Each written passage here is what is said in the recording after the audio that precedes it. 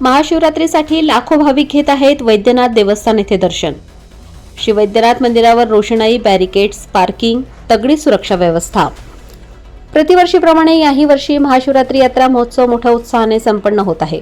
यानिमित्त सर्वात महत्त्वाचे म्हणजे पंचम ज्योतिर्लिंग दर्शनासाठी आलेल्या भाविकांना दर्शन सुलभ व्हावे, श्रींचे पावित्र्य व मंदिराचे मांगल्य राखले जात आहे। दर्शनासाठी भाविकांच्या पुरुष व महिला अशा 2 वेगळ्या रांगा राहतील। तसेच बाहेर जाण्याचा मार्ग वेगळा आहे। त्याचप्रमाणे प्रवेश पत्रिकांची सोय करण्यात आली आहे।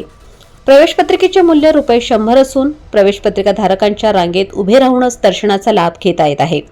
दर्शन पास विक्रीची सोय व्यवस्था बँक शाखा परळी वैद्यनाथने मंदिर परिसरात उभारलेल्या स्टॉलमध्ये केली आहे।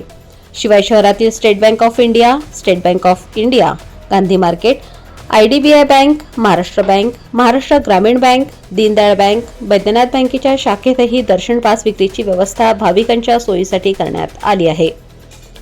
महोत्सवातील विशेष कार्यक्रम बुधवार दिनांक 26 फेब्रुवारी 2015 रोजी रात्री 6 ते 8 पर्यंत देवस्थान विश्वस्त कमिटीतर्फे माननीय जिल्हाधिकारी बीड यांच्या शुभ हस्ते वैद्यनाथ प्रभूस रुद्राभिषेक करण्यात येईल।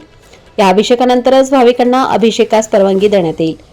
अभिषेकासाठी एका आवर्तनास एकास ₹200 आणि सपत्नीक ₹300 पडतील। कार्यालयातून पावती घेतल्यानंतरच अभिषेक करता येईल असे सांगण्यात आले आहे।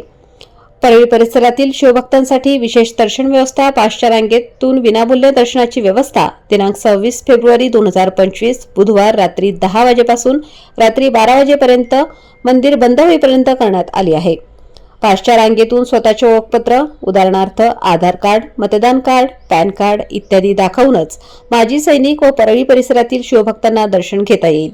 या व्यवस्थेचा लाभ घ्यावा असे आवाहन ट्रस्टच्या वतीने करण्यात आले आहे।